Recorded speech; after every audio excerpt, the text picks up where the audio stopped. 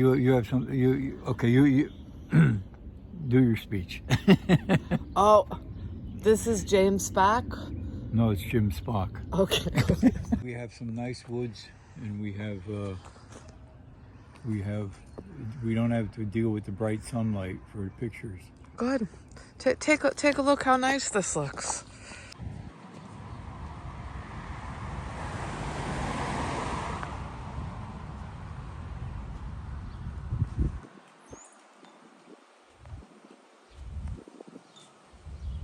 Good morning, Tracy.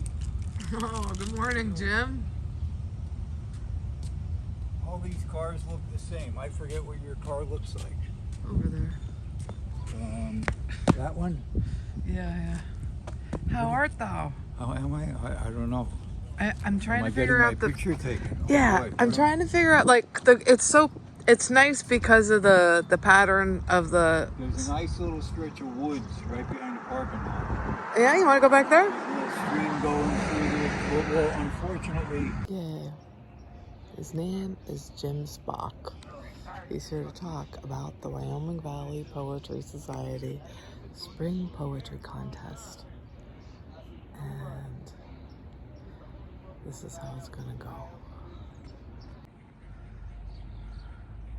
Okay, this is a sound check, and I'm gonna press the button and hope it flips around.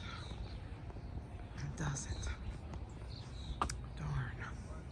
I knew you for We're in so high long. school. I knew you since When I was in college. 1987. Well, in college, it was like the early 70s, that's when everyone started calling me Spock. Yeah.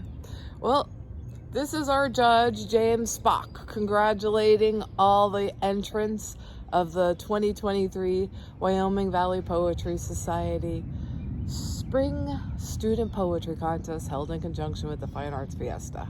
And this is Tracy McDermott, who did 99% of the work, and I just tagged along at the tail end to get my picture. No, he's a great poet, and he knows a lot of other great poets, and he's going to do his thing right now of congratulations, you just won. Oh, the story about, it all started with our dear friend Michelle Santiglia.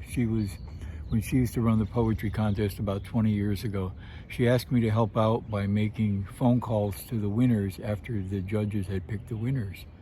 And so she gave me a little script to follow to make sure they got all the details they needed to be on Public Square Sunday morning at 10:30 in the morning and get their picture taken for the paper and have their copy of the poem ready with them so they're ready to read the poem on stage. And so I called all the winners, and it was a lot of fun, and the winners were excited, their parents were excited, their teachers were excited, and it was it was the most fun I ever had making phone calls.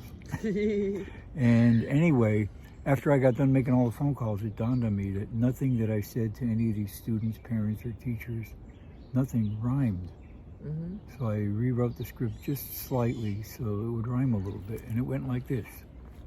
My name's Jim Spock. I'd like to talk about this time your child's new rhyme has won a prize before our eyes.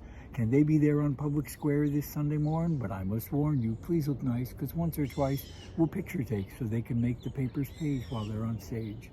If I make no sense, don't take offense. Just call me back to get the facts explained next time without a rhyme. I'll use free verse. Can't get no worse than all these words that you just heard.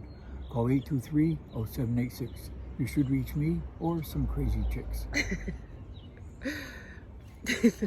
Well, congratulations to all the winners again, and we hope to do this for another year, a couple more years. And we're looking for volunteers because the talent is getting better and better every year.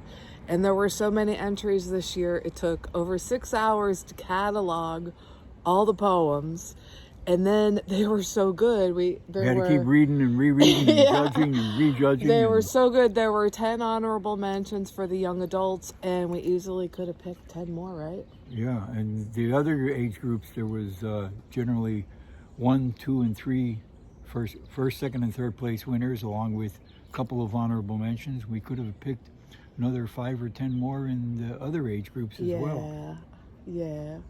And we even had some of the winners had won in previous years too. I'm so inspired by these children writing. They come and they have their winning poems, and some of them have whole like tablets just filled with all their little stories and their little not their Journals. big plays. There's more than little stories. These poems were so beautiful. It's such an honor to be part of this program and to read all the submissions. So we hope to do it again, and thank you, right? Yes, absolutely. And thanks to the Fine Arts Fiesta too. And I wanted to And the sneak in a trumpet player. 4-line poem too. And you want to do a 4-line poem? I wanted to sneak in a 4-line poem before we wrap it up. The Okay. one you mentioned about the one that was inspired by my buddy Alan when he pulled up in front of my house, and I noticed that he had a couple of guitars and banjos and other instruments in the back seat of his car. So I wrote a poem about it. It went like this: Mr. Banjo and Mrs. Guitar fell asleep in the back of my car. 9 months later, I found, with a grin, a brand new baby violin. Oh, there's more where that came from, but I ran out of quarters.